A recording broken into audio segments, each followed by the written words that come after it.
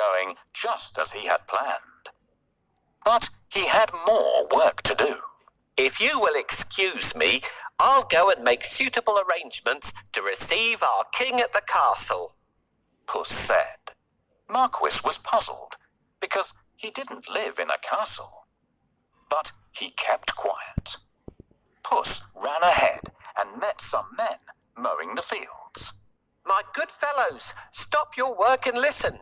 The king is coming this way, and you are all in grave trouble. The only way to save yourselves is to say that these fields belong to the Lord Marquis of Carabas, Puss announced. The mowers looked at Puss in surprise. They were scared. This Lord Marquis must be very powerful, they thought.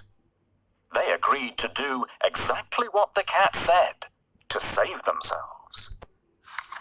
Puss went ahead and saw some men and women reaping grain in a field. My good fellows, you can reap later, but listen to me now. The king is coming this way, and he'll make mincemeat of you, unless you say that these fields belong to the Lord Marquis of Carabas, Puss announced. The reapers were very puzzled, but they definitely did not want to become mincemeat. They promised to tell the king that the fields belonged to nobody but Lord Marquis of Carabas. Puss went ahead and warned everybody to tell the king that the land belonged to Lord Marquis. The people thought that it wouldn't be right to mess with Lord Marquis. They decided to do exactly what the cat asked. But Puss had still more work to do. Huff, puff. He ran all the way until he reached a huge castle. Can you guess whose castle it was? Yes, the castle and all the lands belonged to a fierce and powerful ogre. But Puss was not scared of the ogre. He knocked at the castle door. Blim, blam. 2 guards opened the door. I'd like to pay my respects to your mighty master, said Puss. The guards knew that the ogre loved anybody who admired him. So they let Puss in at once. Puss bowed low to the ogre. I have heard much about your great powers.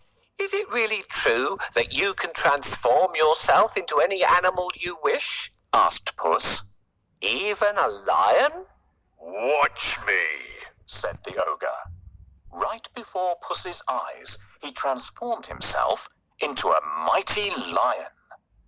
He roared so fiercely that Puss sprang up the curtains in fright. The ogre laughed loudly.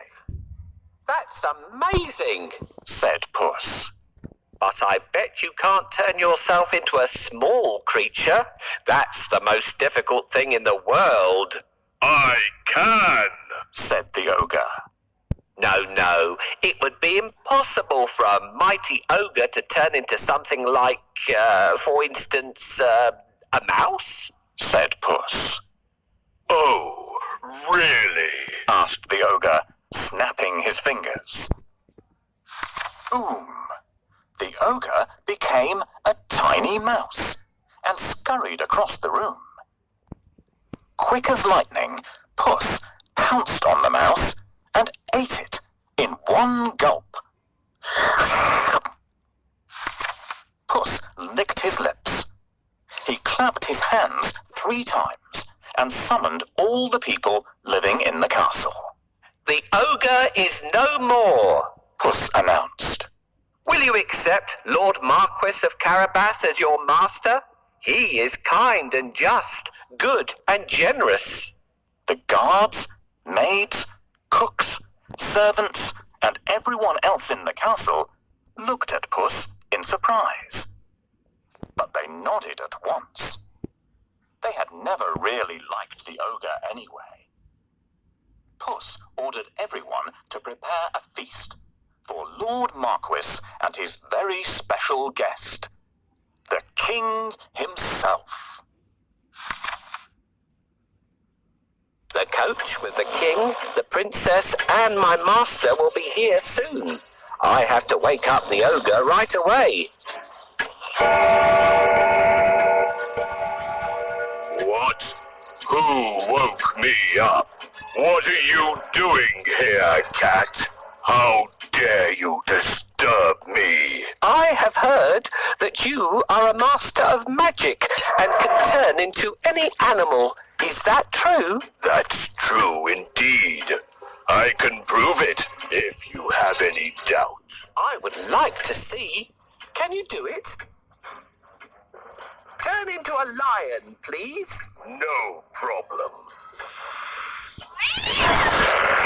Whoa. Ow, scary. Enough. I believe you. I really believe you now. Well, did I prove how great I am? Indeed, indeed. But if I ask you to turn into a tiny mouse, I bet you'll not be able to do it.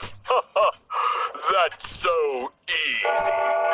Watch me. Help me catch this mouse before it turns into an ogre again.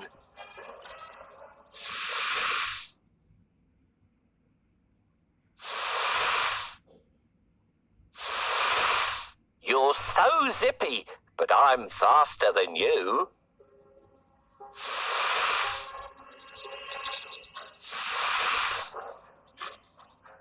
Hooray! Now my master owns this castle. I'm smart and handsome. I'm the one and only Puss in Boots. Meanwhile, the king travelled through the countryside, speaking to the people. He was very surprised to learn that almost all the land around him belonged to the young man by his side. When the king's coach finally reached the castle, Puss ran out to welcome them. Welcome to our humble abode, Puss said to the king.